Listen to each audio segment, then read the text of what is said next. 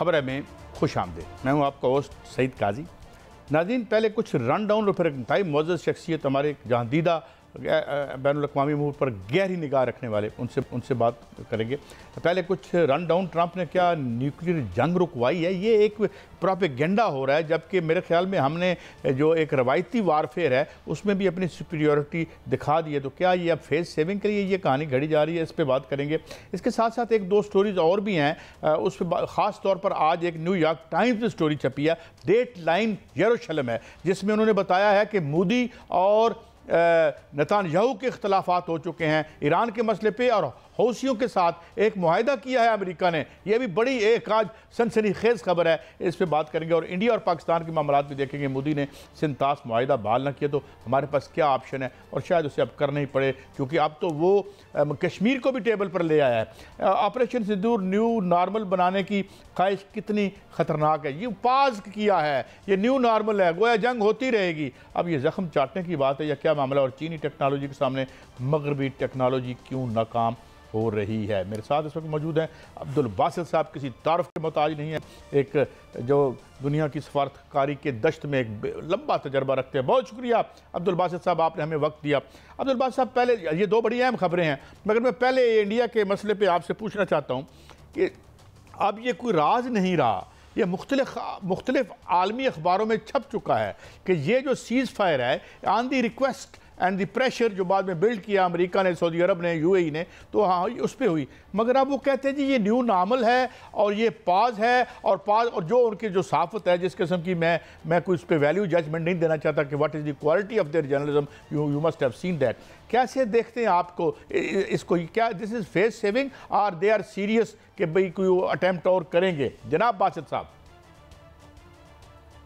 बिस्मिल्लाहिर्रहमानिर्रहीम। बहुत शुक्रिया कारी साहब मुझे अपने शो में लेने के लिए। देखिए, यहाँ तक मोदी साहब की कल तकरीर थी, वो अपेरेंटली तो बहुत जिंगोइस्टिक थी, लेकिन इन बिटवीन द लाइंस पढ़ें तो वो एक बिल्कुल इस बात की गमाजी कर रही थी कि मोदी साहब ने अपनी शिकस्त तस्लीम कर ही ली है। जिसमें आपने अपने इब्तिदाइये में कहा कि वो अब बातचीत के लिए भी तैयार हैं। दहशतगर्दी हमारा भी इशू है, हम भी चाहते हैं कि उस पर बातचीत हो। कश्मीर पे भी वो बातचीत करना चाहते हैं, हम भी यही चाहते हैं कि कश्मीर पे बातचीत हो। तो मेरे ख़्याल में मोदी साहब को अभी अंदाज़ा हो गया है कि पाकिस्तान, जो आपने पहले बात की ना कि न्यूक्लियर वेपन्स के इस्तेमाल की, वो बात बहुत दूर की है। अल्हम्दुलिल्लाह हमने अपनी कन्वेंशनल सुपीरियरिटी भी, सुप्रीमेसी भी इस्टेब्लिश कर ली है भारत के ख़िलाफ़। और मुझे इस बात की बड़ी खुशी है कि जहां हमने अस्करी मैदान में भारत को शिकस्त दी है, इसमें कोई शक नहीं है, दूसरी तरफ हमने सफारती मैदान में भी भारत को नाकाम किया है। कम से कम किसी मुल्क ने, चाहे वो अमेरिका ही क्यों ना हो, उन्होंने भारत के नैरेटिव को तस्लीम करने से इनकार कर दिया है। और ये हमारी एक बहुत बड़ी कामयाबी है। यही फ्रस्ट्रेशन थी शायद, चूँकि मोदी ने भारत आरएसएस की जो कॉन्स्टिट्यूंसी है उनको भी खुश करना था, वहाँ से बड़ा प्रेशर था। फिर जो उनकी एक मेजॉरिटेरियन हिंदुत्व पॉलिटिक्स है, उस कॉन्टेक्स्ट में भी अगर देखिए तो मोदी के लिए शायद कोई ऑप्शन नहीं था, और उनका ख्याल यही था कि वो एक स्विफ्ट एक्शन लेंगे, पाकिस्तान के ख़िलाफ़ कार्रवाई करेंगे और पाकिस्तान चुप करके बैठ जाएगा। तो एक नया टेम्पलेट वो इस्टेब्लिश करना चाहते थे। लेकिन हमारे यहाँ बड़ी क्लैरिटी थी। हमने के थोड़ा सा वक्त लिया, 1-2 दिन में हमने लिए, लेकिन जो रिस्पांस हमने दिया वो बड़ा ज़बरदस्त था। और अब मेरे ख्याल में भारत, ये पॉज जो है, ये एक ऑब्वियसली डोमेस्टिक कॉन्स्टिट्यूंसी है, उनको भी खुश रखना है। तो मैं वो समझ सकता हूँ, चूँकि उन्होंने 2029 का इलेक्शन भी जीतना है और उससे पहले बिहार में इलेक्शंस आएंगे, बिहार में, उसके बाद अगले साल यूपी में ख़ास तौर पे इलेक्शंस आ रहे हैं। तो इस वजह से वो हम समझ सकते हैं डोमेस्टिक जो पॉलिटिकल उनके लिए मसाइल हैं। लेकिन ओवरऑल जो तकरीर कल उनकी थी, उसका जवाब हमारे फॉरेन ऑफिस ने भी दे दिया है। लेकिन मैं देख रहा हूँ कि मोदी साहब के लिए जो है एक फ्रस्ट्रेशन हमें नज़र आई कल उनकी तकरीर में। अच्छा, एक और भी खबर आई, शायद आपने देखी हो, कि बड़े एतराज़ात, यानी जो उनकी जो मिलिट्री अस्करी क़यादत है, they are not happy with their civilian, ख़ास तौर पर जो उनकी फ़िज़ाइया में हमें बता रहे थे हमारे एयर मार्शल साहब कि वो कहते हैं कि यार इन्हें पता तो है कुछ नहीं, और ये न यानी हमें प्रॉपर इक्विपमेंट भी नहीं देते और एक्सपेक्ट ज़्यादा करते हैं। तो do you see any dichotomy, any point difference है, नज़र आता है आपको अस्करी क़यादत और सिविलियन क़यादत में? मेरे ख्याल में एक पिछले कुछ अरसे से, कुछ सालों से अगर आप देखिए तो भारत की जो फ़िज़ाइया है उसमें प्रॉब्लम्स तो रहे हैं। जहाँ पे जो उनकी अथराइज स्ट्रेंथ है वो तकरीबन आप कह सकते हैं कि 40-42 स्क्वाड्रन की है, लेकिन इस वक्त जो उनके पास क्वांटिटी मौजूद है वो 30 से 32 के करीब है। तो पिछले कई सालों से, क्योंकि अब उन्होंने जो पुराने उनके तैयारे हैं, मिसाल के तौर पर मिग वगैरह, उनको फेज़ आउट भी करना, तो एक मसला तो ये रहा है। लेकिन इसके बावजूद भी देखिए उनकी जो इस वक्त जो उनकी जो सुक्की हुई है अस्करी एतबार से, ये नहीं कि उनके पास कोई तैयारों की कमी थी या कोई क्वालिटी में कम मसाइल थे। अभी तो उन्होंने राफेल 36 राफेल भी लिए हुए थे, जिसका जो 2019 में यही हमें मोदी साहब कहते थे कि अगर राफेल हमारे पास होते तो हमें अभिनंदन जैसे वाक़यात का सामना न करना पड़ता। लेकिन अभी तो राफेल भी उनके पास है। असल मसला ये नहीं था कि उनके पास कोई असलहा नहीं था या कोई कैपेबिलिटी नहीं थी, वो तो वेर-विदाल तो सारा मौजूद था, लेकिन वो जज्बा कहाँ से लेकर आते, वो अच्छा, वैसे बासित साहब, ऑन द लाइटर नोट अपना तो बेड़ा उन्होंने गर्क किया ही, और जिसे हम डिसाल्ट पढ़ते हैं जो फ्रेंच में गालबन डसाऊ या समथिंग एल्स है, उन पर भी जो उन्होंने हमला किया है उस पे बेचारे का जो हालत है आप देख रहे हैं, स्टॉक उसके कहाँ गिरेगी। हालांकि अच्छा भला जहाज़ था, कुछ चलाने वाले शायद इन्हें नहीं मिले। अच्छा, ये जो अभी राहुल गांधी और सारे पड़ गए हैं उनको, खुद इस्तीफ़ा मांग रहे हैं, बीजेपी के लोग उनसे इस्तीफ़ा मांग रहे हैं। Do you think this is the beginning of the end of Modi और एंड हिज कल्ट? देखिए, चूंकि अभी इलेक्शंस 2000 पिछले साल ही हुए हैं और मोदी के ग्राफ में कमी तो आई है। अगर 2019 के इलेक्शंस में मोदी साहब की पार्टी ने, बीजेपी ने 305 सीटें ली थी, तो पिछले साल इलेक्शंस में उनकी सीटें 250 के करीब हो गई, तो काफ़ी ग्राफ में तब्दीली आई है, कम हुआ है उनका पॉपुलैरिटी का। लेकिन अभी भी मैं समझता हूँ कि भारत या बीजेपी या आरएसएस के पास शायद कोई ऐसा शख्स अवेलेबल नहीं है, फिलहाल नज़र नहीं आ रहा कि वो उनको इन इमीडिएट फ्यूचर में रिप्लेस कर सके। लेकिन ये भी नहीं होता तो कि हर शख्स बासित साहब, अब तो अमित शाह ही है, कायम ही रहे। अमित शाह है, तड़ी पार है वो देखें ना, योगी आदित्यनाथ, अमित शाह, वो सारे लोग हैं, राजनाथ सिंह वगैरह, लेकिन उनमें शायद वो स्पार्क नहीं है या वो ओरेटरी नहीं है जो मोदी की है। इस इशू पे लास्ट क्वेश्चन और फिर मैं ओशू के पास जाता हूं ताकि ज़्यादा से ज़्यादा आपसे तमत्तो कर सकें। जो फॉरेन सेक्रेटरी पे उन्होंने अटैक किया, द वे वो तो एक पॉलिसी नरेट करने वाला करियर ब्यूरोक्रेट है, उस बेचारे का क्या असर कर दिया इन्होंने?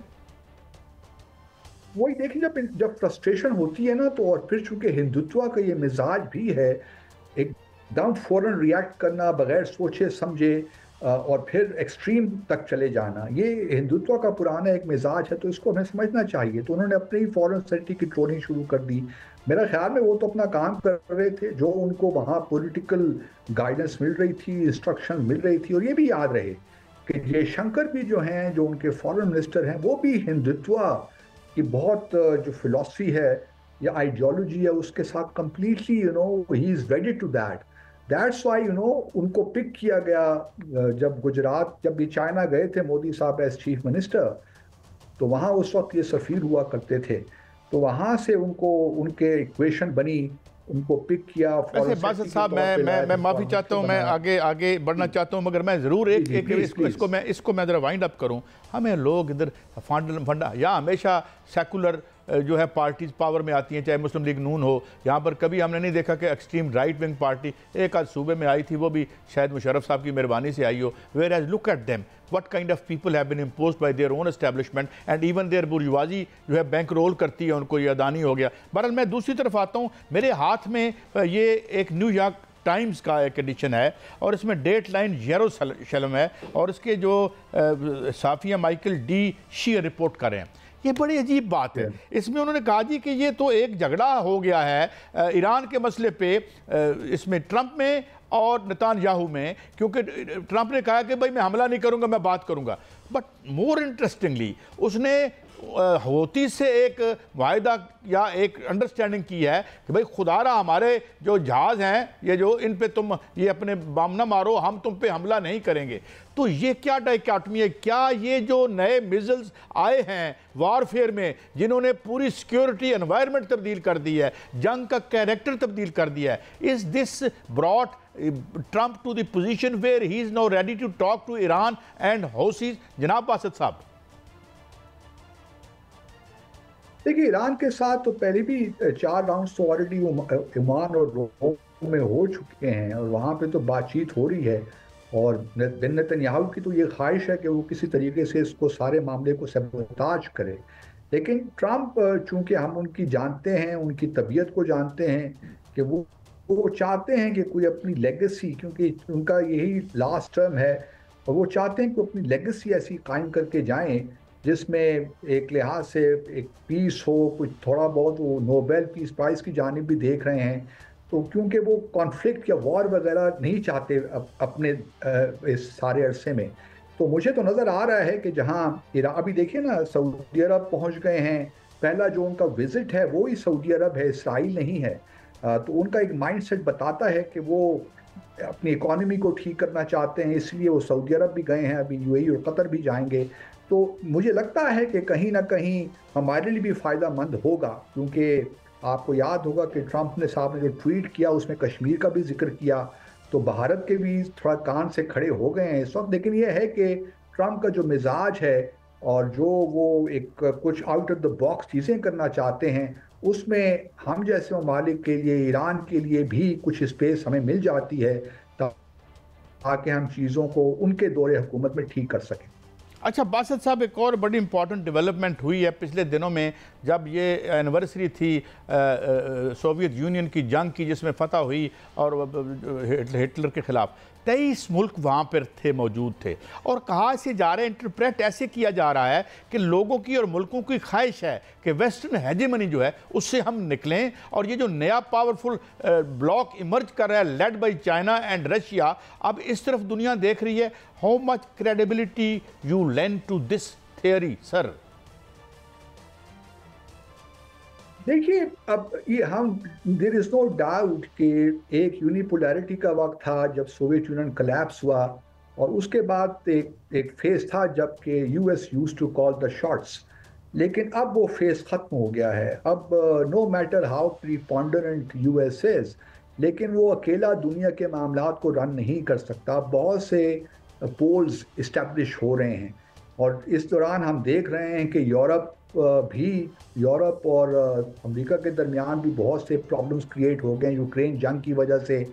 अब अगले महीने जून में नेटो समिट होनी है, वो भी हमने देखना है कि ट्रंप किस तरह उसको लेकर आगे जाते हैं, क्योंकि अगर आप देखिए तो नेटो भी तो एक कोल्ड वॉर की लेगेसी थी और इस वक्त उसको रेलिवेंट रखना itself is a huge challenge for the western countries. और मेरे ख्याल में ट्रंप साहब को इतना ज़्यादा इंटरेस्ट नेटो में भी नहीं है। तो देयर इज़ नो डाउट कि एक नए सेंटर्स बन रहे हैं। अब किस हद तक चाइना और रशिया ये अपने एक मिलकर एक सेंटर, एक ब्लॉक बना सकते हैं, टाइम विल शो, क्योंकि अभी बहुत कुछ होना बाकी है। क्योंकि ब्रिक्स के अंदर भी बहुत से फिशर्स हैं, बहुत से ऐसे ममालिक हैं जो कि नहीं चाहते उनके अपने। मिसाल के तौर पर ब्रिक्स के अंदर अगर आप देखिए तो चाइना और भारत के बड़े सीरियस डिस्प्यूट्स हैं, और भारत अमेरिका का स्ट्रेटेजिक पार्टनर है। इसी तरह अमेरिका की इस वक्त ख्वाहिश कुछ है कि रशिया को अपनी तरफ खींचे, रशिया और चाइना के दरमियान कुछ प्रॉब्लम्स क्रिएट करे। तो अभी मैं समझता हूँ कि सिचुएशन इज़ इन फ्लक्स। कोई कतईयत के साथ कुछ नहीं कहा जा सकता, लेकिन ये ज़रूर है कि माशाल्लाह पाकिस्तान ने अपने आप को सही पोजीशन किया हुआ है। जहां हमारे स्ट्रेटेजिक पार्टनरशिप चाइना के साथ दिन ब दिन माशाल्लाह मजबूत हो रही है, वहाँ हमने स्पेस पाकिस्तान और अमेरिका के ताल्लुकात में भी छोड़ी हुई है। और चूंकि ट्रंप ने एक कमिटमेंट दी है या ख्वाहिश का इजहार किया है कि वो कश्मीर के मामले को, डिस्प्यूट को सेटल करना चाहते हैं, तो हमारे लिए अच्छा मौका है कि हम ट्रम्प साहब को इंगेज रखें। और कोशिश हमारी ये होनी चाहिए किसी तरीके से कि उनकी इंगेजमेंट को हम सस्टेन रखें, क्योंकि ये बात याद रहे कि बहुत से जो ब्यूरोक्रेसी है अमेरिका के अंदर, ख़ास तौर पे स्टेट डिपार्टमेंट, वो कोई पॉजिटिवली पाकिस्तान की तरफ इंक्लाइन नहीं है। तो लेकिन अगर प्रेसिडेंट ट्रम्प को, मार्को रूबियो वगैरह को, इन लोगों को हम अपने साथ रख सकें तो ये भी हमारे लिए एक अच्छी ओपनिंग होगी वीज़ा वी द यूएस। लेकिन अभी दुनिया नो डाउट मल्टीपोलैरिटी की तरफ जा रही है, लेकिन शेप क्या लेगी, it is too early to say. या to be seen. One my last question sir, एक और बड़ी इंटरेस्टिंग बात है, हम देखते हैं यूएई में अमेरिका इंडिया की पजीराई हुई है, बहुत पजीराई सऊदी अरब में भी होती है, और एकदम से इस तमाम वाक़े और जंग के बाद हम देखते हैं कि बीजेपी के जो स्पोक्स पर्सन हैं और माउथ पीसेज हैं जो टीवी पे बैठे हुए हैं, though it is very hard to, they are insufferable, you can't watch them even the theatrics kind of theatres, but we have to watch them, we have to watch them and it's such a bad spectacle. अच्छा, अब ये अब उधर इन मुस्लिम ममालिक को भी गालियाँ देना शुरू कर दिया जो हम यहाँ बयान नहीं कर सकते, तो ये कोई बौखलाहट है या ये क्या है, फ्रस्ट्रेशन है? देखिए, नहीं, मेरा नहीं ख्याल कि बौखलाहट तो फिलहाल हम नहीं कह सकते, क्योंकि देखिए गल्फ भी काफ़ी अभी ताल्लुकात हैं भारत के साथ, और पिछले दिनों हमने देखा कि उनकी स्ट्रेटेजिक पार्टनरशिप भी इवॉल्व हो रही हैं, और मैं समझता हूँ कि हमें कंप्लेसेंट नहीं होना चाहिए इन मामलात में। अभी भारत ने पिछले 10 सालों में, 15 सालों में गल्फ रीजन में काफ़ी स्पेस अपने लिए क्रिएट की है at the cost of Pakistan space. Let's be honest about it. और हमें थोड़ा बहुत अपनी सफारतकारी में, थोड़ा सा इकनॉमिक डिप्लोमेसी में थोड़ी सी जान डालनी पड़ेगी, और अब कोई मिलिट्री डिप्लोमेसी भी थोड़ा उसका एक बड़ा इंपॉर्टेंट एस्पेक्ट है। तो हमें अब वो जो है ना स्पेस वापस लेनी है भारत से। और अभी जो पहलगाम के बाद जो वाक़यात हुए हैं उसमें हमारी एक क्रेडिबिलिटी इस्टेब्लिश हुई है। सऊदी अरब के साथ हमारे एक बड़े पुराने ताल्लुकात हैं, और सिक्योरिटी जो एस्पेक्ट है वो इम्पॉर्टेंट एलिमेंट है और अभी तक कायम है। इसलिए सऊदी अरब के साथ भी हमारे ताल्लुकात उससे होने चाहिए, ख़ास तौर पे इकनॉमिक साइड पे, जहाँ स्ट्रेटेजिक लेवल पे हमारे ताल्लुकात हैं, वहाँ इकनॉमिक अभी जो फैक्टर है वो कम है, एक्सेप्ट कि हमारे वहाँ पे लोग काम कर रहे हैं, वहाँ पे रेमिटेंसेस। बहुत शुक्रिया वासिफ साहब, it is always a great pleasure to have you on the show, very much for guiding us. नाज़रीन, हम एक ब्रेक की तरफ बढ़ते हैं, मगर ब्रेक से जाने से पहले अब बहुत अहम इश्यूज़ हम डिस्कस करेंगे, ख़ास तौर पर जो टेक्नोलॉजिकली उसको शिकस्त हुई है, जिस हद तक हम बता सकते हैं। दो इंतहाई माहिर लोग हमारे साथ होंगे, major general retired Raza Mohammad साहब और जनाब air marshal retired Masood Akhtar साहब। वो हमें बताएंगे कि वो टेक्नोलॉजी थी या क्या था जिसने एकदम से दुनिया को बियॉन्ड रिकग्निशन तब्दील कर दिया, जो सिक्योरिटी एनवायरनमेंट है। एक ब्रेक के बाद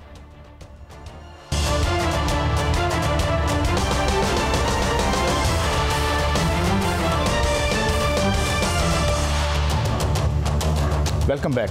नाज़रीन, हमें ज्वाइन किया है major general retired Raza Mohammad साहब ने। Thank you very much sir for your time. General साहब, मैं एक स्ट्रेट सवाल पे आता हूँ कि जो हुआ आज वाशिंगटन पोस्ट ने कहा कि जी 2 जहाज़ गिरे हैं, कंफर्म कर दिया। स्कोर ऑफ वेस्टर्न जो मीडिया है उसने जो लॉसेस हैं उनके वो रिपोर्ट की हैं, और यहाँ तक कि उन्होंने ये भी कहा है कि the request was made by Indian government to America, UAE, Saudi Arabia कि उनकी जान बचा लें हम, मगर फरमा वो ये रहे हैं जी कि हमने तो पॉज किया है and we will strike again. हमें इस पर ज़रा चौकस रहना चाहिए या just it's a face saving? General साहब जी, अस्सलाम वालेकुम काजी साहब, बहुत शुक्रिया जी मुझे शो पे लेने के लिए। आपके लिए और आपके व्यूअर्स के लिए बहुत ज़्यादा सलाम। बहुत अच्छा प्रोग्राम माशाल्लाह आप करते हैं। मैंने ये कहना था जी कि पहली बात तो ये है कि दुश्मन कोई भी हो, हमने ऑफ गार्ड तो रहना नहीं है ना जी। We have to keep our guards up. आज कल परसों किसी वक्त भी तो वो कभी भी नीचे नहीं होंगे जी। वो सीज़ फायर हो ना हो, इफ़ यू रिमेंबर ये हमारा जो LOC का सीज़ फायर है बहुत अरसे से चल रहा था, तो इसलिए हम गार्ड्स तो लोअर नहीं करेंगे। आपके जो पॉइंट्स हैं उनका स्ट्रेट मैं जवाब देता हूँ जी। सबसे पहले किसने रिक्वेस्ट की? हल्का सा बैकग्राउंड, GD वैंस साहब ने कहा कि जी हम इस मामले में नहीं आएंगे। ट्रंप साहब ने कहा जी कि वो आपस में सॉर्ट आउट कर लेंगे, ये 1500 साल पुराना मसला है। और दो बाद में उन्होंने एक दफ़ा ये भी कहा ज़रूरत पड़ी तो मैं कर लूँगा, बट JD वैंस साहब जो थे उसके बाद उन्होंने बात की। उसके बाद एक शटल डिप्लोमेसी थी जो मुख्तलिफ कंट्रीज़ के जो फॉरेन मिनिस्टर थे वो कर रहे थे बिटवीन इंडिया एंड पाकिस्तान। वो भी आपको पता है ईरान के, सऊदी अरेबिया के, बाकी और जो हमारी फ्रेंडली कंट्रीज़ हैं उनके लोग आ जा रहे थे। उसके बाद ये था कुछ और जो यूरोपियन कंट्रीज़ थी, UK थे, फ्रांस थे, वो लोग भी बीच में थे। जो यूनाइटेड नेशन के सेक्रेटरी जनरल हैं वो भी कह रहे थे जी कि स्टैंड डाउन करें, बट मोदी साहब का जवाब ये था कि नहीं, हम नहीं करते। और उसी वजह से फिर अमेरिका ने एक इंडिफरेंस शो किया। फिर हुआ क्या कि जब पाकिस्तान ने जैसे कहा हुआ था कि वी विल रिटेलिएट, रिस्पॉन्स देंगे, हम मैसिव देंगे, इफेक्टिव देंगे और अपनी मर्जी के साथ देंगे, तो जब रिस्पॉन्स किया तो दे नेवर थॉट कि जी इतना कॉम्प्रिहेंसिव रिस्पॉन्स होगा जिसमें तीनों सर्विसेज भी होंगी, मीडिया भी होगा, नेशन भी होगी, यूथ भी होगी, साइबर वॉरफेयर भी होगी, और शमाल से लेकर जुनूब तक उनकी जितनी एयर बेसेस हैं हिट होंगी, उनकी batteries of air defence hit होंगी। उन्होंने जो सैकड़ों इधर भेजे या दर्जनों भेजे इजरायली टेक्नोलॉजी वाले ड्रोन्स, वो भी हिट होंगे। तो जब उन्होंने ये चीज़ देखी तो then they approached the United States, और ये सारी की सारी चीज़ डॉक्यूमेंटेड है बाय द इंटरनेशनल मीडिया। अगर आपको याद हो तो निक रॉबर्टसन है एक CNN के, बाकी भी और बहुत सारे लोगों ने ये बात कही है कि actually they approached the United states के जी अभी आई है, और यूनाइटेड स्टेट्स पहले जो इंडिफरेंट था वो बीच में आए, प्रेसिडेंट ट्रंप आए तो फिर उन्होंने ये सीज फायर करवाया। आगे क्या होगा? जनरल साहब एक और हवाले से मैं पूछता हूँ आपसे कि ये मैं ज़रा एक और possibility, because you know they were caught unaware, वो उनको अंदाज़ा नहीं था कि जो हमारे पास इक्विपमेंट है और जो हमारी ट्रेनिंग है हमारी फ़िज़ाइया की और दूसरी फ़ौज की, उसके बाद डू यू थिंक कि जिस अंदाज से we blinded them and crippled them, don't you think they will have to take some time to revisit करें अपना जो सामान उन्होंने लीथल रखा हुआ है और फिर आए, या फिर वो हमाकत करके they will invite trouble for themselves? Don't you think कि उन्हें ये बात रोकेगी? जी कायद साहब, आपने बहुत अच्छी बात कही जी। अगर आप मोदी साहब की स्टेटमेंट सुनते हैं ना, तो उन्होंने वही चीज़ें दोहराई हैं जो वो इस वॉर से या इस जो भी कह लें हाइट इंटेंशन से पहले भी कर रहे थे, जो पिछले साल भी की, 5 साल पहले भी की, 2019 में भी की। वही बातें हैं 3 जी कि हम आतंकवाद पे बात करेंगे, कश्मीर पाकिस्तान वाले पे बात करेंगे, पानी और खून इकट्ठे बह नहीं सकते। तो उनके पास एक्चुअली कुछ है नहीं, उनके पास यही चीज़ें हैं। तो ये चीज़ों पे हमें तो खौफज़दा, मैं तो अपने तौर पे कायद साहब कहता हूँ नहीं होना चाहिए। अगर वो टेररिज्म पे बात करते हैं सो बिस्मिल्लाह है। अभी let's see which country is terrorist. अगर आपके पास टाइम हो तो मैं थोड़ा सा रन डाउन दे देता हूँ कि 71 में किसने मुक्ति बानी क्रिएट की, तमिल जो टाइगर्स हैं वो किसने क्रिएट किए, TTP को और BLA को कौन सपोर्ट कर रहा है। ओपनली मोदी साहब कन्फेस कर रहे हैं, ओपनली अजीत डोवल साहब कन्फेस कर रहे हैं सारे टेररिज्म का जो पाकिस्तान में हो रहा है। उसके बाद कनाडा में वो पकड़े गए, USA में पकड़े गए, बहुत सारी और कंट्रीज़ में उन्होंने जो इंटरवेंशंस की। तो ये फिर फैसला हो जाएगा which countries terrorist, number 1। Number 2 Kashmir की बात, सो बिस्मिल्लाह, आइए कश्मीर की बात करते हैं। तो फिर जब टेबल पे बैठेंगे तो फिर पता चलेगा ना कि किसके पास लीगल ऑक्यूपेशन और किसके पास। जनरल साहब वो कश्मीर तो पहले टेबल पे ले आए विदाउट आर आस्किंग। उन्होंने कहा जी किसी थर्ड मुल्क में जाके हमसे बात करें। एक एंगल और आज सामने आया है, ज़रा फार फेच्ड है मगर आप मुझे बता दीजिएगा। By the time we were engage with each other, तो 23 मुल्कों की आर्मी जो एक्स सोवियत यूनियन रशिया में जो है वो सेलिब्रेट कर रही थी, यकजहती का इजहार कर रही थी वेस्ट के ख़िलाफ़ जो जंग थी जिसमें बर्लिन फॉल हुआ और हिटलर को खुदकुशी की। तो एक थ्योरी ये है, जिस तरह जावेद नकवी साहब ने आज डान में लिखा, कि वो ये भी चाहता है कि पाकिस्तान वहाँ का परमानेंट मेंबर ना बने और जो वेस्ट की हेजमनी के ख़िलाफ़ एक अकट हो रहा है उसमें हमें वो आउट रखना चाहता है। Do you think it is little bit far fetched? नहीं जी, फॉर फेस्ट उस सेंस में तो हो सकता है जब आप व्हाट्सएप एक्ट की बात करते हैं, लेकिन एक चीज़ में I think it is important to understand, ये ओवरऑल एक जो ग्रेट गेम चल रही है अभी, ग्रेट गेम 2 कह लें, 3 कह लें, जो भी कह लें इस वक्त चल रही है, उसमें जो सबसे इम्पॉर्टेंट चीज़ इस वक्त कंसर्न है for the United States of America is the containment of China. और कंटेनमेंट ऑफ चाइना में who is their partner in this region? इस रीजन में पार्टनर इज़ द इंडिया। और इंडिया को उन्होंने स्ट्रेटेजिक पार्टनर डिक्लेयर किया हुआ है, नेट सिक्योरिटी प्रोवाइडर डिक्लेयर किया हुआ है, और उसके लिए वो उनको तैयार भी कर रहे हैं as a bulwark of the United States policy here. और when we say United States, it's not only the United States, it is the United States, NATO and the allies. So उनका वो बुलवॉक है। तो उस लिहाज से ये गेम स्ट्रेटजिक एक इस लिहाज से हो सकती है कि अगर खुदा न खास्ता पाकिस्तान हर्ट हो जाता ज़्यादा, या पाकिस्तान का नुकसान होता, या पाकिस्तान को क्या कहते हैं अल्लाह ना करे डिफीट होती, तो वो अच्छा जल साहब, मैं माफ़ी चाहता हूँ, मैं चाहता हूँ ज़्यादा कम वक्त में आपसे ज़्यादा मुतमत्तो हो सके। 5 बैटरीज थी जिसमें से 2 हमने उड़ा दी S-400 की, और वो बाकी भी हम उड़ा सकते थे, मगर चूँकि वो इतनी हम उसकी रेंज में नहीं थे। If no they embark on internal pressure की वजह से, क्योंकि मोदी साहब की तो गवर्नमेंट उड़ जाएगी, उनकी अपनी पार्टी के लोग कह रहे हैं इस्तीफ़ा दे के जाओ, और वो अपनी गवर्नमेंट को बचाने के लिए नेतान्याहू की तरह अगर किसी हमाकत की तरफ बढ़ते हैं, what could be the extent of the damage which we can do and which we have demonstrated that we can do. General साहब। थैंक यू जी। एक चीज़ होती है जी जस्ट वॉर। तो we fought a just war. Just war 2 sense में, it was a defensive war, counter defensive था। नंबर 2, हमने कोलैटरल नहीं किया, डैमेज ऑफ द सिविलियन खासकर हमने कोई टारगेट नहीं किया। We were very very careful. Thirdly, we were very responsible कि हम ज़्यादा डैमेज कर सकते थे, कम किया। इफ़ यू रिमेंबर, तो हमारे जो एयरफोर्स के एयर मार्शल है औरंगजेब, उन्होंने बताया था और लोगों ने बताया था कि we had locked about 11 aircraft उनकी हमारी पाकिस्तान एयरफोर्स हैं, बट वी डिसाइडेड कि सिर्फ उन्हीं को करना है जितने ज़रूरी हैं। नंबर 2, इसी तरह जो एयर डिफेंस बैटरीज़ की आपने बात की, बड़ी सही बात की। ये हमारे DGISPR जो हैं लेफ्टिनेंट जनरल शरीफ, उन्होंने बड़ा क्लियरली कहा कि पाकिस्तान ने सिर्फ उन पोस्टों को टारगेट किया, उन वेपन्स को टारगेट किया और उन एयरक्राफ्ट को टारगेट किया which were actually doing offensive against Pakistan, और स्पेशली हमारी जो मासूम जो सिविलियंस हैं उनको निशाना बना रहे थे। तो अभी आगे भी यही है जी कि पाकिस्तान जो है हमेशा एक जस्ट वॉर करेगा। बाकी उनका काम है जी अपनी टेक्नोलॉजी को देखें, अपनी चीज़ों को देखें। लेकिन एक मैं काज़ी साहब ऐड करना चाहता हूँ, टेक्नोलॉजी ये नहीं हम बिलिटल कर सकते जी कि राइफल्स लो टेक्नोलॉजी है, या इजरायली ड्रोन्स लो टेक्नोलॉजी है, या सोवियत यूनियन के जो S-400 है वो low technology. Actually it is the usage जी, हु इज़ यूजिंग देम। और कहते होते हैं ना, it's not the gun that matters, it's the man behind the gun.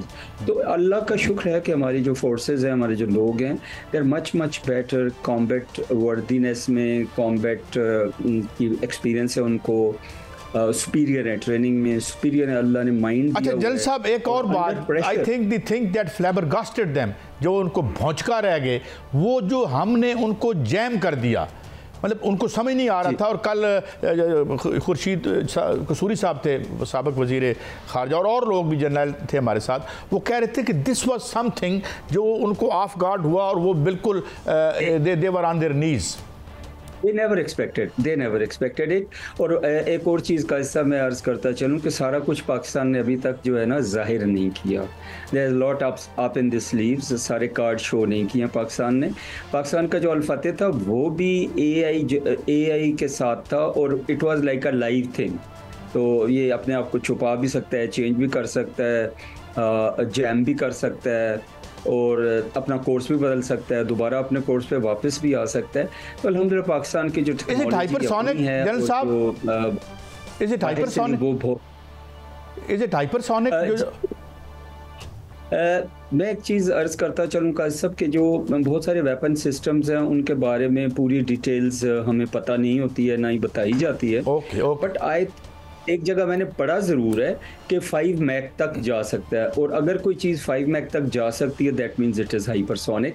That is how they could not actually track it, trace it और counter it. अच्छा, एक और वेपन था जिसके बारे में मैं चाहता हूँ थोड़ा सा बताएं आप, ये जो जिसे गालबन PS-15 कहते हैं, 15E और PS-15 जी। अच्छा, ये कहते हैं कि इतना इट्स लाइक अ स्टेल्थ, जिस तरह जहाज़ होता है और इसका नज़र नहीं आता और जाके वो टकराता है, तब पता चल। जी जी जी जी जनरल साहब, इसमें मल्टीपल वैरायटीज़ हैं जी PL-15 में।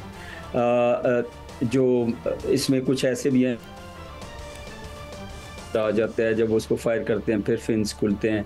जो हमारे पास है इट इज़ माशाल्लाह one of the best one. उनके अंदर जो सीरीज़ है उसके अंदर जो टॉप वाली चीज़ है वो हमारे पास है। और जो आपने कहा बड़ा सही कहा कि इसमें अप्रोप्रिएट लिथैलिटी भी है और इसमें AI जनरेटेड है, इसमें स्टेल्थ भी है, स्प्रेशन भी है of the system of the others. और ये जब स्पीड और एक्यूरेसी के साथ जा रहा होता है तो बहुत देर तक तो पता ही नहीं चलता कि क्या चीज़ हमारे पास आ रही है, और बहुत देर बाद वो सामने आता है। बाय द टाइम वो कोई उसको पिक कर सकता है, वो स्ट्राइक कर जाता है। तो इसलिए उसको स्पीड और टेक्नोलॉजी में लिथैलिटी और स्टेल्थ में माशाल्लाह ये इट हैज़ प्रूवन। अभी तो कहने की बात ही नहीं है, पूरी दुनिया मुतरफ़ हो गई है इनकी वेपन्स की। और वेपन से ज़्यादा ना कैसे मैं दोबारा अर्ज़ करूँगा जी, इस्तेमाल करने वालों पे बहुत होता है जी। राफेल्स जो हैं वो कोई काम तो नहीं है जी। पाकिस्तान ने प्रैक्टिकली डेमोन्स्ट्रेट कर दिया है कि हम क्या कर सकते हैं। हमने कहा था ना, पाकिस्तान ने कहा था क्विड प्रो को प्लस, तो खुदा न खास्ता कुछ और किया तो अभी अगर 10 गुना किया है तो अगली दफ़ा 20 गुना ज़्यादा होगा। तो उन्हें मेरा ख्याल है ये सोच के 10 दफ़ा कुछ करना होगा। आई थिंक कि वो बाज ही रहेंगे बेहतर। ये बहुत शुक्रिया major general retired Raza Mohammad साहब ने बड़ा हमें डीप जितना बताया जा सकता है, क्योंकि ज़ाहिर हम अपने वेपन्स के बारे में खुल के बात नहीं कर सकते, there is lot of secrecy about that, but rest assured के इतना कुछ है कि वो अब दोबारा मेरे ख्याल में इस तरह की हरकत नहीं करेंगे। तकरीरें करते रहेंगे, चैनल्स में डकराते रहेंगे, वो करते रहें, उसका कोई फ़र्क नहीं पड़ता, उससे तो you demean your own self. एक ब्रेक के बाद हाजिर होते हैं और डायमेंशन हैं इसकी डिप्लोमेटिक, उस पर बात करेंगे। हमारे साथ रहिए।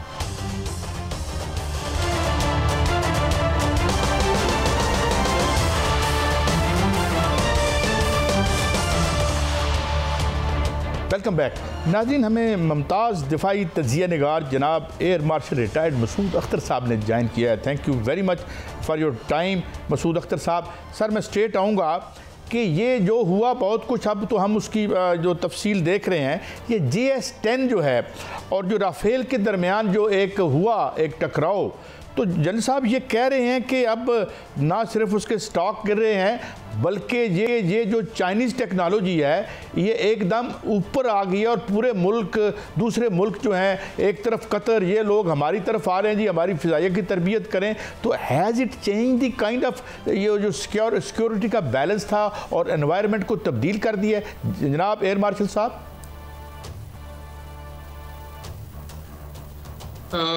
We should be very humble about it. I think अल्लाह सुब्हान ताला ने बहुत बड़ी विक्ट्री दी है, स्पेशली एयर फोर्स में। इंडिया के खिलाफ आर्मी और एयर फोर्स ने मिल के जंग लड़ी है, बहुत बड़ी कामयाबी दी है। जो J-10C और रफाल की कंपैरिजन है, J-10C ट्राइड आउट नहीं था। आजकल याद रखिए कि हम जब जहाज़ों को देखते हैं तो उसमें 3 चीज़ें देखते हैं। नंबर 1 कि कितनी जल्दी वो अपने बैटल एरिया में पहुंच सकता है, नंबर 2 कि उसका रेडार कितनी दूर तक देख सकता है, और नंबर 3 कि उसके पास जो BVR मिसाइल है, बियॉन्ड विजुअल रेंज मिसाइल, वो कितनी दूर तक देख सकता है। बाय द बुक जो PL-15 है वो 200-250 किलोमीटर तक देख सकता था। जो मीटियोर है इसका BVR रफाल का वो कोई 150 से 200 किलोमीटर देख सकता है। So there is a mark difference. लेकिन रफाल का BVR वो टाइफून पे भी फ्लाई कर रहा है, वो यूरोफाइटर पे भी कर रहा है, और वो दूसरे जहाज़ों पे भी, ग्रिफन पे भी फ्लाई कर रहा है। वो एंगर में फायर भी हो चुका है and it is one of the best BVRs till now. अब जो है PL-15 has outclassed it completely, उन्होंने करीब नहीं लगने दिया, और ये all credit to air chief marshal Sidhu के उन्होंने 6 महीने के अंदर जब इनके पास रफाल आए तो वो J-10C लेके आए, 6 महीने के अंदर और ट्रेनिंग की और फौरन ही उसको कॉम्बैट में ले गए। ऑपरेशन मरबर समाचार में टॉप कवर दे रहे थे, लेकिन एंगर में फायर नहीं हुआ था। I was all along trying to predict कि इंशाल्लाह ताला अगर चीन सबसे अच्छे डैम्स बनाता है, रोड्स बनाता है, अंडर सी टनल्स बनाता है, ब्रिजेस बनाता है, सैटेलाइट्स बनाता है, तो I think they will do very well. And अल्लाह का बड़ा शुक्र है, it happened by the book। और J-10C और PL-15 ने उनको करीब नहीं लगने दिया। ये सच है और कंफर्म हो चुका है। प्रवीण स्वानी ने बताया है 5 रैकेजेस का, द हिंदू ने 3 रैकेजेस कंफर्म करके उनकी तस्वीरें छापी, बट बावजूद बाद में डिलीट कर दी। मार्टिन बेकर ने 2 इजेक्शंस कंफर्म की हैं, जो कि उस वक्त खाली रफाल से ही हो सकती थी, बिकॉज सुखोई 30 और MiG-29 पर अपनी सीट्स हैं, तो एक शायद ना हुआ हो। और ABM औरंगजेब ने जब वो टेप प्ले की थी, गॉडजिला फॉर्मेशन का लीडर जो है, which was probably the formation of Rafales, वो पूछता है नंबर 2 नंबर 3 को, एंड वो उसकी आवाज नहीं आती, तो नंबर 3 या कोई कहता है कि he saw an explosion also. So meaning thereby ये सच है कि we have done well. We should be very humble about it. अल्लाह के हुजूर सर बसुजूद होना चाहिए, उसने हमें कामयाबी दी है। इंडियन एयरफोर्स माइंड जो एक बड़ी प्रोफेशनल एयरफोर्स है, लेकिन आजकल क्योंकि जो बाबू बैठे हुए मिनिस्ट्री ऑफ डिफेंस में और हाल हिंदुस्तान एरोनॉटिक्स लिमिटेड में वो सिविलियंस हैं, उन पे एयरफोर्स का कंट्रोल नहीं है। उन्होंने चंद बहुत गलत फैसले किए हैं। Air chief martial AP Singh ने बड़ी शिकायत की है कि उसको पहली स्क्वाड्रन भी तेजाज या LCA की नहीं दी। तो I think we should take pride in this, pride and joy, लेकिन इनकसार पसंद होना चाहिए और अल्लाह का शुक्र अदा करना चाहिए। एयर मार्शल साहब, हमने तो जारियत की ही नहीं, हमने तो रिटेलिएट किया है, और ये हर आदमी जानता है। मगर एक और जो बड़ा पहलू है, जिस बड़ा इंट्रीगिंग है, और अभी हम बात कर रहे थे तो कह रहे थे कि जो हमने उनको साइबर अटैक किया है और उनकी वहीं उनको जैम कर दिया है, और वो भी हमने अपनी टोटल मुकम्मल जो एबिलिटी है वो डेमोस्ट्रेट नहीं की। इस पर हम किस हद तक रोशनी आप डाल सकते हैं? ज़ाहिर है इन बातों को हम ओपनली ज़्यादा तो नहीं कर सकते, बट जस्ट टू नो कि अब उन्हें भी अंदाज़ा है कि दोबारा ऐसा नहीं करेंगे। इस पर ज़रा रोशनी डालिए, ये क्या था? Yes and no. उनकी तरफ से भी एवैक्स उड़ रहे थे, हमारी तरफ से भी एवैक्स उड़ रहे थे। उनकी तरफ भी इस दफा EW थी, हमारी तरफ भी EW थी। प्लीज रिमेंबर कि 2019 में we surprise them. I wonder कि हमारा एक सिंगल जहाज EW का जो कॉम जैम कर रहा था, it played havoc with them. जब अभिनंदन को एक लेडी कंट्रोलर कॉल देती है, Nandu go code, and there was no Nandu.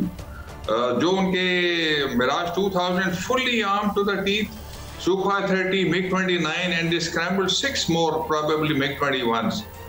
तो जब उनको ये हुआ तो they had to turn back. So we shot अभिनंदन, we shot probably जो हम क्लेम करते हैं वो एक टुकड़ा लेके एक ABM ने शिकायत की कि जी अमेरिका को कि देखें इन्होंने आपका मिसाइल हमारे खिलाफ इस्तेमाल किया, एंड देन इन फ्रैट्रिसाइड उन्होंने अपना Mi-17 मार लिया। Where was their EW element at that time? I think we had surprised them.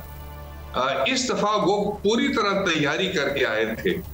So I guess उनकी तरफ से भी था EW और AWACS, हमारी तरफ से भी EW और AWACS था।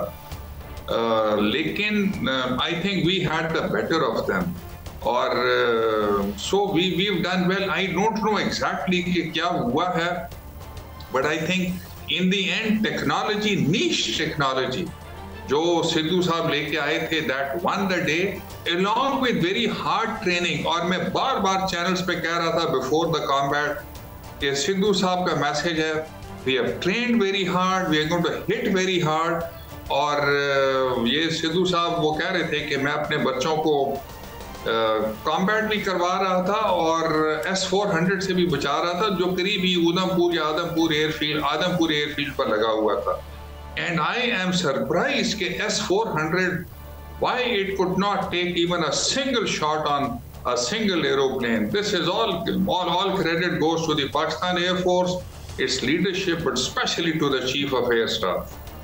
लेकिन अब तो जनरल साहब, मैं एक उनकी प्रेस ब्रीफिंग देख रहा था, उनके ऑफिशियल्स थे फ़ौज के, दे हैव नो एक्सेप्टेड कि उन्होंने गिनवा दिए वो तमाम जो 26 या 100 हमने उनको जो किया, जहाँ पे अटैक किया वहाँ तो अनरेस्ट होने लगा था। अच्छा, मैं अब ये आपसे पूछना चाहूँगा, ये ज़रा थोड़ा सा पॉलिटिकल सवाल भी है। बार बार वो कहते हैं ये पाज है, हम आ रहे हैं, may be it is a face saving, लेकिन क्या इंटरनल प्रेशर पॉलिटिकल जो उनका एक है मसला जिसकी वजह से ये उनकी इलेक्शन कैंपेन ही होती है, मोदी साहब की ये तमाम हरकतें जो करते हैं, वो will he be force to save his skin like Netanyahu के फिर ऐसी कोई हमाकत करे, और अगर करेगा तो फिर जवाब कैसा होगा? खैर सही है, मैं थोड़ा सा इसका जवाब दूंगा। नंबर एक, वो समझते थे कि ही इज नेतन्याहू, वो समझते थे कि हम गाजा हैं, वो समझते थे हम पैलेस्टीनियन या अरब्स हैं। But we showed that we have the resolve, we have the guts, we have the courage, we have the grit, and we have the belief, solid training के साथ। नंबर 2, आपने जो पहले कहा था कि अरब्स कह रहे हैं ट्रेन करें, याद रखिए इंटर शील्ड जो एक्सरसाइज ईयरली होती है, लास्ट टाइम उसमें कोई 12-13 नेशंस थी, जिसमें से 3 या 4 अपने जहाज लेके आए थे। और ये जो S-400 वाले कुछ मिशन हुए हैं, ये मिशंस भी उन्होंने डेमोन्स्ट्रेट किए थे।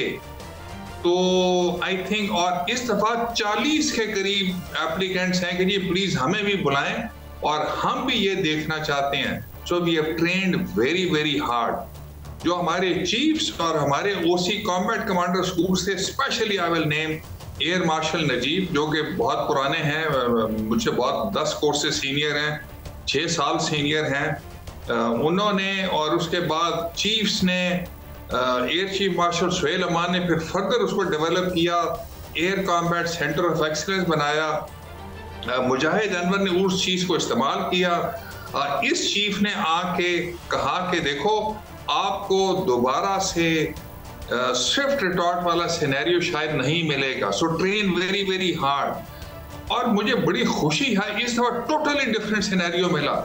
लास्ट टाइम हमने ग्राउंड अटैक किया, ग्राउंड अटैक के बाद ऊपर हमने भिम्बर के ऊपर एक एम्बुश ले किया, and they walked into that ambush with whatever we had done. इस दफा इट वाज टोटली डिफरेंट। वो 70 जहाज लेके आए। Last time I think 2 Mirage 2000 थे, 2 सुखोई 30 थे, 2 मिग-29 थे, 6 मिग-21 थे, 70 aeroplanes. I think modern combat history में ये नहीं हुआ। लेड बाय द रफाल्स, उन्होंने स्पाइस और वो दूसरा वेपन वो तो मार लिया, because by the time we reached वो अपने वो air to surface weapon fire कर चुके थे। अगर हम वक्त पे ना पहुंचते तो शायद वो मुड़ के वापस चले जाते, and they would have said okay thank you very much, mission accomplished, हमने पॉलिटिकली डिफीट कर दिया, मिलिटरीली डिफीट कर दिया। But Sidhu was ready, we were monitoring this thing right since the time calls आनी शुरू हुई, टेक ऑफ करने शुरू हुए। So we vectored our CAPs, combat air patrol जो हवा में थे, वी स्क्रैम्बल्ड मोर एरोप्लेन। सो यहाँ पे मैंने बहुत सारे चैनल्स पे कहा कि हमारा एयर सुपीरियरिटी मिशन जो सबसे इंपॉर्टेंट होता है वो कौन लीड करेगा? J-10C लीड करेगा। नंबर 2 क्या होगा?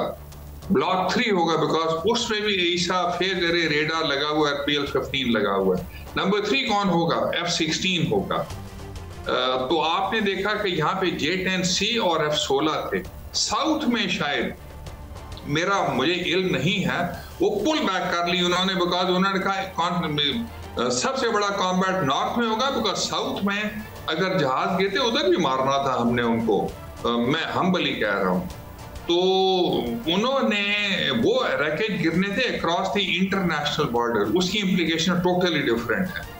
So here they were totally different. इन्होंने जो रैकेट गिरा वो डिस्प्यूटेड एरिया में गिरा, और उस disputed area has got different implications. तो इन्होंने यहाँ पे they did very well, the scenario was totally different.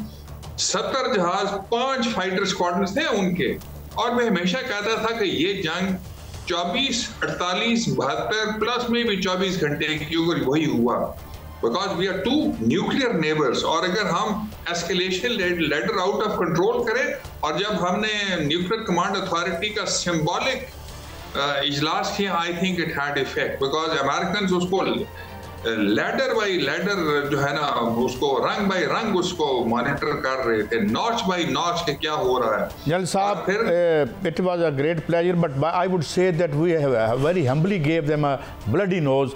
Thank you very much for your time. Air marshal retired Akhtar साहब ने बड़ा सराहत और बलागत के साथ एक तशरीह जितनी हम कर सकते हैं कि वो क्या कैपेबिलिटी थी, कैसे एक्वायर हुई और कितनी जल्दी हमने अडाप्ट किया उस टेक्नोलॉजी को जो हमने फौरी तौर पर ख़तरा भांपते हुए चाइना से ली थी। और फिर और आखिर में यही बात मैं ज़रूर कहूँगा कि technology is important but man behind the gun is also very important. ये था हमारा आज का शो। इजाज़त दीजिए, अल्लाह हाफिज़।